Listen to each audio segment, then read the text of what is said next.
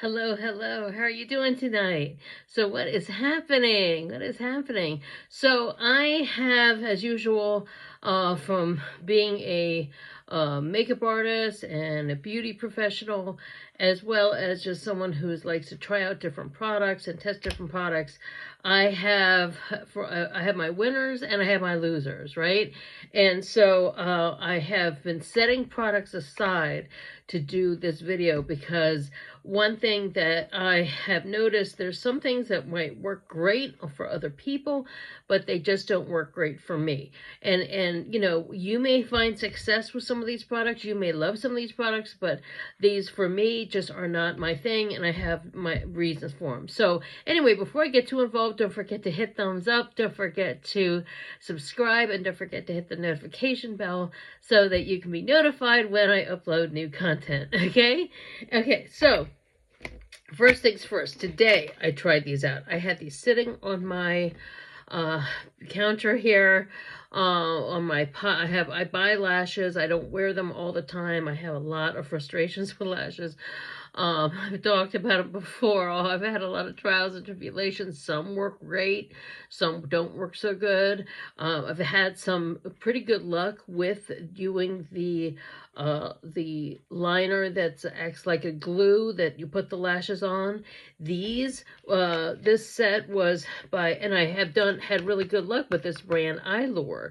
But this says no glue needed, and it has 5 magnets on the lash strip itself, and then you take a liner that's supposed to be magnetized, and then it's supposed to activate the magnets on the actual strip of lashes.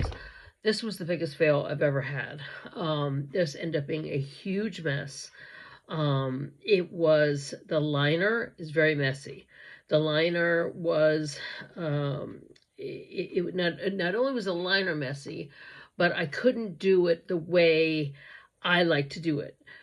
Usually they say put the liner on and then set the lashes, okay? So I tried that and it wasn't enough to stick. So then I had to put it on the actual strip itself, put it down, wouldn't go, and it kept dislodging. So I had to put more on, end up being a mess, because if you're someone who's familiar with lashes, the more you put down, the messier it messes up. You know, sometimes you're trying to adjust, it can mess up your shadow.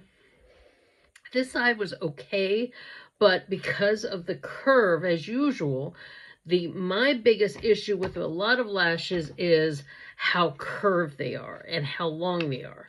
What I should have done was just pre-cut them to the shape that I like, but they were shaped in a way, the lash itself was shaped in such, not the lengthwise, but the amount of lashes were shaped in a way where it was narrow here and bigger towards the corner, which this is the kind I usually like. These both are bigger in the middle, which means I end up cutting them.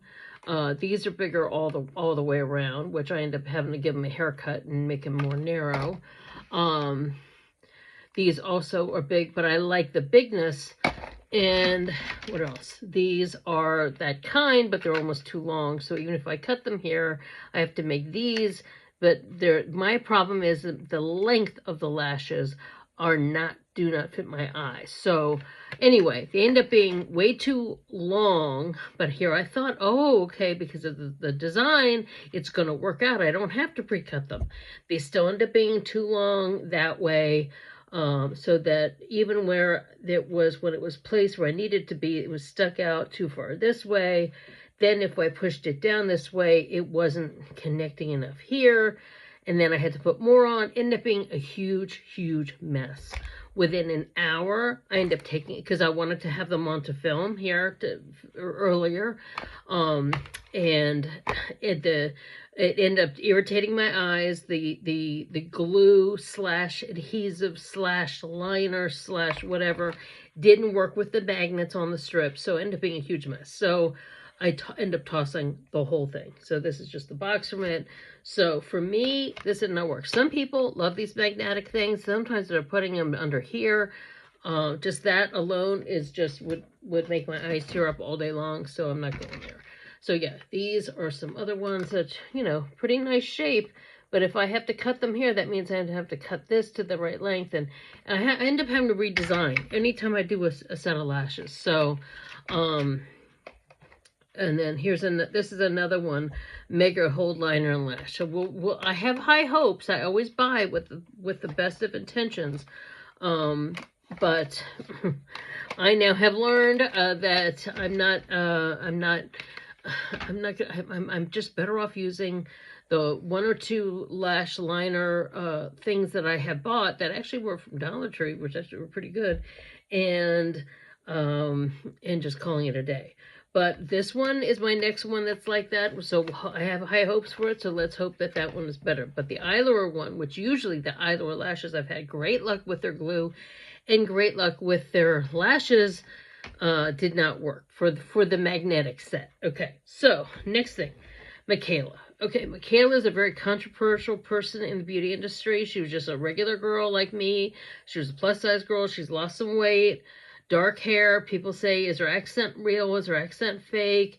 She is self-taught makeup artist. She does beautiful. Her befores and afters, from how she goes before to after, fantastic. But she has 2 palettes with Glam Light. This was her first one. This one I got in one of my earlier TJ Maxx hauls. The colors are absolutely stunning, but what I found were 2 things. The matte ones were a little too chalky, and the glitter ones did not hold together well. The glitter ones were very messy.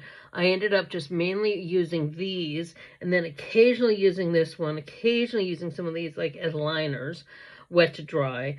But a lot of these I just did not have. This was a fail for me with the way the Glam Light. A lot of people don't know Glam Light. Glam Light is usually sold through the TikTok shops, and so since she's famous from TikTok, the TikTok how things from the TikTok shop ended up in TJ Maxx, I don't know, but that's where I bought it. And so now I think they have Glam Light 2 with Michaela. I'm hoping that the formulas are better, but this kind of gives me an idea that I'm not as, they're very affordable. They're very affordable, under $8 for that whole big palette, at least at TJ Maxx. I don't know how, and sometimes they're on sale, 15, 12, 18. They may start out 18, then mark them down for 12, even through the TikTok shop.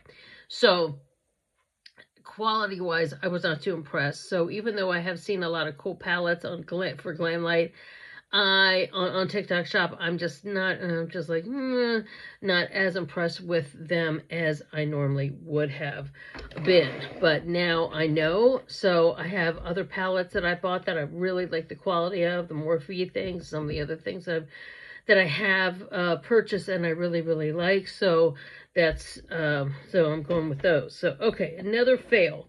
Okay, so I usually love Bath & Body Works, and I usually love their lip gloss. This lip gloss was a fail for me. It was way too watery. It didn't have a good consistency. It kind of smeared. The color was very pretty, but, it didn't hold well. It didn't hold up well and did not hold well. So this was a fail for me. So, okay. Then, Essence. Okay, I usually like Essence mascaras. This Lash Without Limits, I was not too impressed with. I did not like the brush.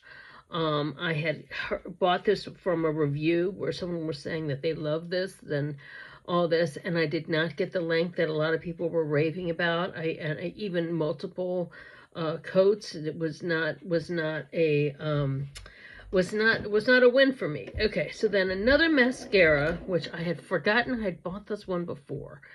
Revlon Big Bad Lash. This is Revlon's dupe for the Benefit has one that's called Bad Gal that I love. I love Bad Gal. So I thought, okay, I'm always attracted to the packaging, but then I forget. As soon as I open it. Now, the brush is pretty cool. It's a cool, funky brush. The smell is nasty. The smell smells like mascaras from 50 years ago. This smells like my older sister's mascara from 1972. There's nothing about this that's new to me or innovative. If mascara has this smell, it is a formula that it's going to make my eyes water and shake. Some mascaras will make my eye could be twitching all day long from mascara, and I just can't have that happen at this point in time. I'm too busy, and I can't have, even if they make the lashes great, I'm itching at it, I'm picking at it, can you say I'm sensitive? Yes, I'd say I'm pretty sensitive as far as mascaras go. I'm very lucky that my L'Oreal Voluminous and some of the other mascaras that I bought and tried that I really, really like, are great.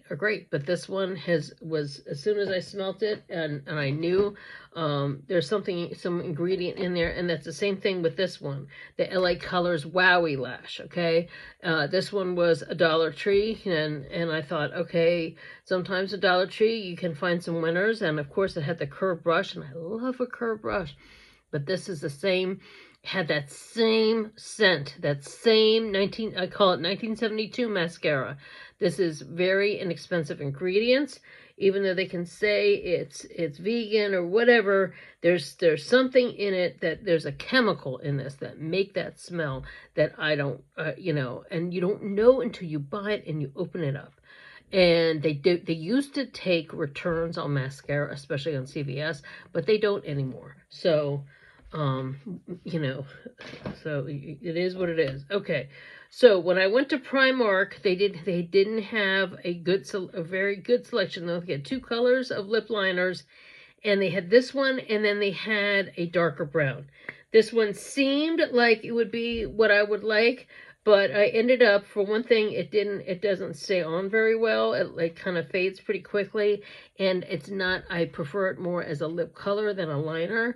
But since it doesn't stay on that well, it's still a fail. So, even though it was pretty affordable, it was not great. Okay, so it's not to say that I do have some winners from Dollar Tree. I have winners from Primark. I have winners from some of these more affordable things, but I also have losers. Just like I have winners from higher end products and losers from higher end products.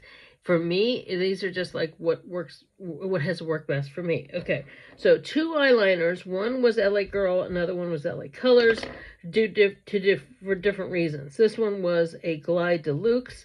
This one did glide on really nicely, and I did give it the best try, but there was glitter in this, okay? And I was not a fan. I don't always put glittery products near my eyes, because once again, I can get some itching and irritation throughout the day. One little speck of glitter can make my eyes water, smear everything, mess everything up. And the LA Color Auto Liner, this I thought would be cool, but it's just this. For one thing, there was no angle to it. It's just straight. Once you make the angle, then it breaks off too easily. You're constantly breaking off and breaking off and breaking off, and end up it not lasting hardly at all. So, as well as it's harder to dry on, because there's not enough, like the ones that have the automatic pen, not necessarily a pen as a brush, but if they have it encased with, see, this has a smaller tip, and then they have the same thing, the angle of either side supporting it makes it much easier to draw when you lay it down. When you have this, it's straight, and then you have that, as you lean, it's going to break, okay, because it doesn't have the support on either side going towards the actual tip. So these kinds of things are design flaws. They're design flaws. There may be things that, okay, it might work for somebody else. Somebody else might like that tip, but for me, it's not as good, So they're just those things that, for what works for me. So anyway, those are some. Oh, and then the other thing was from Primark. This was the makeup brush cleaning spray. It's not just, it does work as a cleaning spray, but there is a very strong chemical smell which, okay, when do I use a cleaning spell? Usually I will wash all my makeup brushes at one time, all the ones I use day to day on myself, every couple of weeks, because I have like 3 or 4 sets that I rotate through. And then when everybody's dirty, when all of them are dirty, I will wash everything. Okay. With my customer brushes, I usually see one customer at a time for makeup artist work. And then I'll do the same thing, wash all those at one time. Okay. But sometimes if you're in a wedding, you're doing a wedding and you've got multiple people and you've got to clean your brushes throughout, it's helpful to have a spray, and then you use the Kleenex, and then you take the brush and you kind of put makeup spray and you go over the Kleenex, and then you've got a clean brush, and it dries really quickly. Now this does clean and dry quickly, but there's a very, very strong chemical smell, which can be irritating. The smell can be irritating to a customer. The chemical itself can be irritating, especially if it's still on the brushes. When am I going to go? Rinse my brushes off and then dry them? I don't have time. If I've got 6 bridesmaids all lined up for a wedding, you can't do that. So you need to be able to like hit it with the makeup cleansing spray, get the product off quickly, have it dry quickly, and be able to go on to the next, but not have a weird smell that might irritate some, that still might be lingering on the brush or in the air, or even for me breathing it in. So this one was a fail. So this one, I wish I had high hopes for this, but sometimes things are meant for the general public to use once in a while, no big deal. But as a professional, I'm seeking a product, and I'm just going to have to talk to other makeup artists to find a product that doesn't have a strong chemical smell that will work for cleaning makeup brushes when you have a big wedding party, when you have multiple clients one after another. So anyway, that's my beauty product fail videos. Hope you enjoyed this video. Hope these are things that can help you out in your beauty product journey, and or even just if you're like trying to decide what to buy, what not to get, just to have some recommendations. So anyway, thanks so much for watching. Thanks for the following. Thanks for the support always, and I'll see you next time. Take care. Thanks. Bye.